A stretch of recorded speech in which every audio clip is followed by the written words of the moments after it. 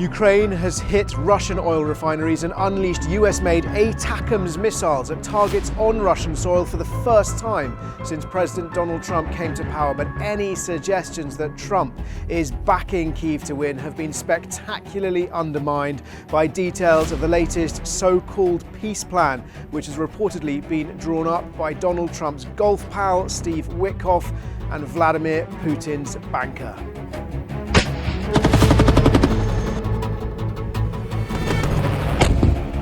Kyiv again. My name is Jerome Starkey. I'm the defence editor at The Sun newspaper, and this is Frontline, your latest roundup of the most important news from the war in Ukraine. It's been a big week. We're starting with what's happened on the battlefield. Ukraine has launched at least 4 US-made ATACMS missiles at targets in Russia, we understand near Voronezh. That is 100 miles inside Russian territory. The ATACMS, the Army Tactical Missile System, a ground-launched weapon which is fired from the back of the HIMARS or the GMLRS multiple launch rocket system. Now, normally those HIMARS and GMLRS launch much smaller GPS-guided precision munitions with a range between about 60 and 80 miles.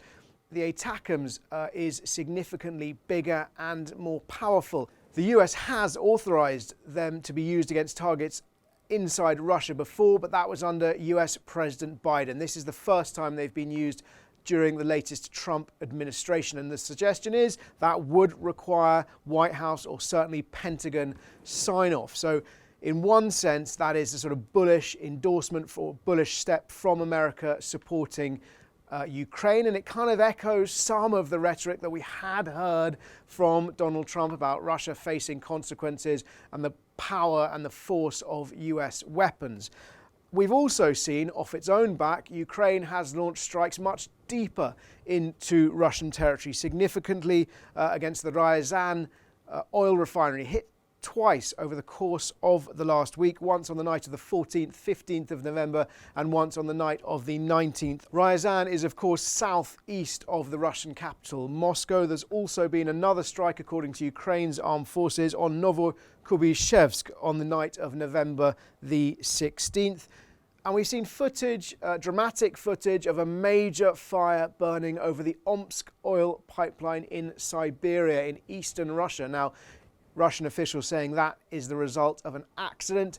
Ukraine not claiming responsibility for any military strike, so we'll leave that one until we have more information.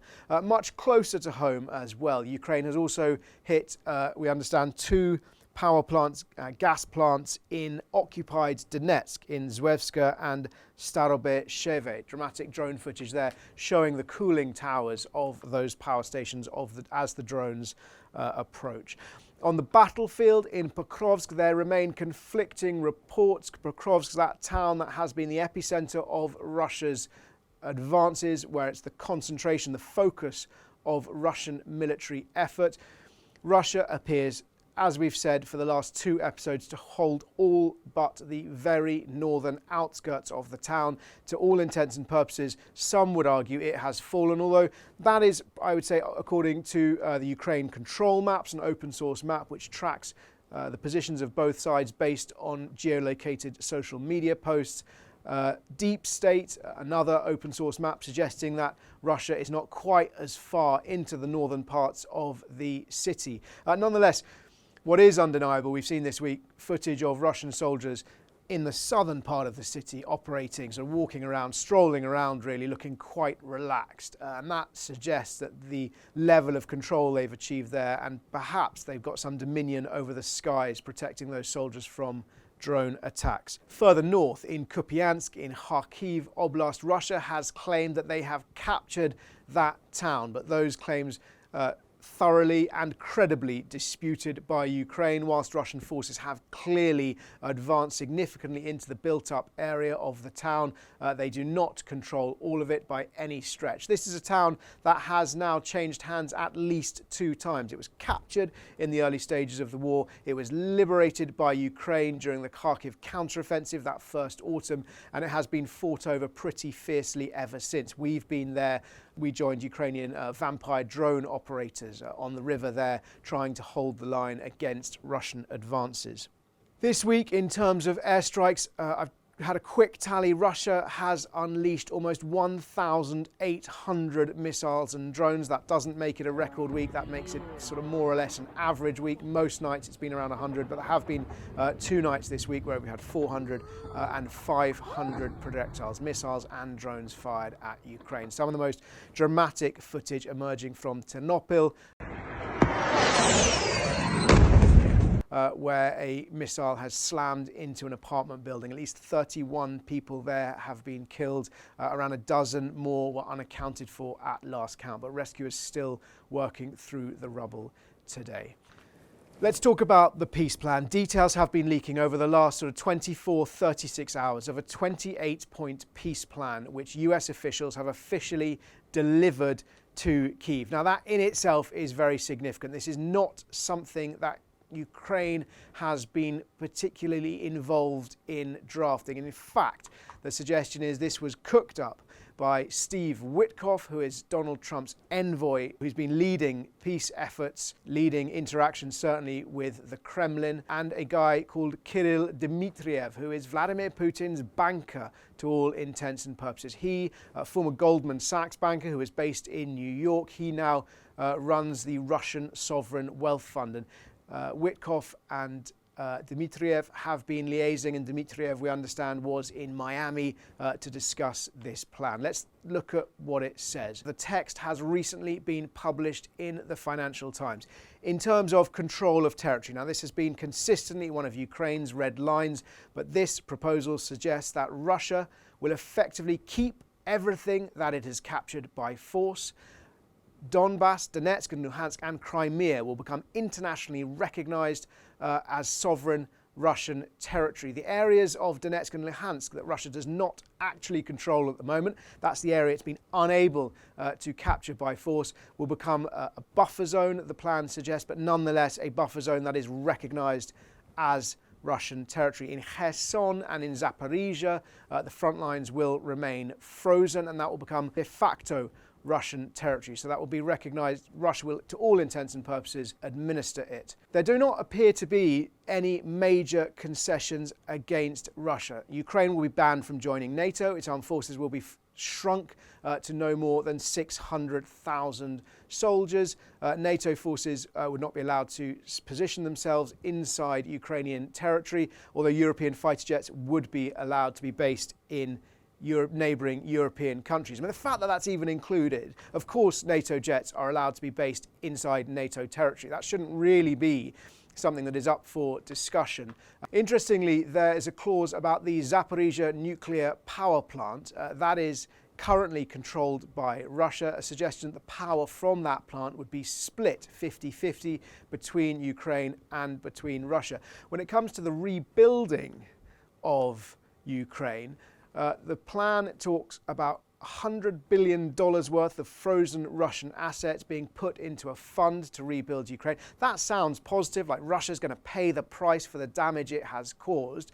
But then in the next clause it says that America will take 50% of any profits from the rebuilding, and Europe will match that investment of frozen Russian funds with another $100 billion worth of investment to rebuild Ukraine. So there's no penalty there for Russia. That appears to be splitting the cost of rebuilding across Russia, the aggressor, and Europe, the defender, which has helped defend Ukraine from that aggression. One interesting clause, which is, I think, universally positive, is that perhaps America and Russia would restart negotiations on nuclear non-proliferation treaties. They would join a treaty known as START. And it claims, the treaty says, that Russia would enshrine in its law a policy of non-aggression towards Europe and Ukraine. I mean, that's very nice, but what guarantee would there be? Russia has consistently broken treaties and broken promises before. I only need to ask you to cast your minds back to the days and weeks and months before this bloodbath war was launched by Vladimir Putin, and the repeated promises and assurances, the barefaced lies that were coming out of Moscow that it was not planning an invasion. There is sort of reference to security guarantees, to US provided security guarantees, but it's written like a contract. It's not And compared to the Spartan and effective language, for example, of the Atlantic Treaty, the North Atlantic Treaty, which founded NATO, this is much more wishy-washy. It says there will be guarantees, but that America will be compensated for them. It doesn't say what the guarantees are, it doesn't say what the compensation will be. We'll watch that space. As we speak, President Zelensky is holding calls with European leaders. Kaja Kallas, Europe's top diplomat, was pretty scathing about this yesterday at a meeting of EU foreign ministers when she repeated the mantra, the European mantra, that there can be no peace in Ukraine without Ukraine. And clearly this deal does not include that. As ever, if you have any questions, please do ask them in the comments below and I'll do my best to answer as many as I can next time. The first question is about Sergei Lavrov, Russia's foreign minister. What's going on with him? Lavrov, 75 years old, has been Russia's foreign minister since 2004. He is a real veteran on the world stage and a sort of staunch Putin loyalist, although not an inner circle advisor, as I understand. He disappeared from public view for some time. Lots of speculation that he may have fallen out of favour. That is just speculation, perhaps, hopeful thinking, wishful thinking maybe at this stage. He was in Moscow yesterday, I think, meeting the Pakistani foreign minister, and photographs of those meetings posted on the Pakistan government's Twitter pages. You can see there suggestions that he may have been unhealthy as well. That may have been the cause. It's not clear whether he'll be attending a meeting of the G20 in the coming days. That's something to keep an eye on. Question number 2, can I put Russian advances in context? Obviously, Russia has been blasting its way forward. We've talked about today what's happening in Kupiansk, what's happening in Pokrovsk. There have also been advances further to the southeast of Ukraine in Huliapole. Russia is advancing. These advances are significant. Every time they take a new village, every time they threaten or cut a road. In Huliapole, we've seen suggestions they're using those same tactics of choking the supply line so that Ukraine's troops on the front line are increasingly isolated, then sending small numbers in. These are significant because fundamentally, Russia is creeping forward, and that leads some people to interpret that in sort of linear terms that Russia is winning. And on that very simple linear level, yes, Russia is winning, but wars are very rarely linear. Nazi Germany was winning World War II right up until Rommel was beaten back in North Africa. Senior British military officials are often fond of repeating the suggestion that had Russia's armed forces moved at the same pace as a snail when they launched their invasion almost 4 years ago, that they would have already conquered all of Ukraine. So in context, they are moving slower than a snail's pace, but they are still advancing. Final question today is, when are we going to see deliveries or the first use of the Octopus drone? That's the joint Anglo-Ukrainian interceptor drone. It's a quadcopter, but it carries a sort of vertical munition. We don't know when they're going to arrive. Interestingly, we have already seen use of a very similar weapon at the P-1 Sun, a Ukrainian weapon already in use. London and Kyiv very keen to see those Octopuses in use as soon as possible. That's Ukrainian technology being brought to the UK to try and manufacture it quickly and at scale. As ever, thank you for your questions. If you have them, please ask them in the comments below. Before I go today, though, there's one more thing I want to say, a very important message. Today is the last episode that will be filmed, produced and edited by Luke Ridley. And Luke was the person who we have to thank for Frontline. This show was entirely his idea. It's his baby. He has produced more than 100 episodes over the last 2 years. We've had 31 million views, so thank you all of you for those views. And that is 2.4 million hours spent watching Frontline across the world on YouTube. So thank you very much, and thank you to you for watching, and thank you to Luke for coming up with this brilliant idea and making it such a good show.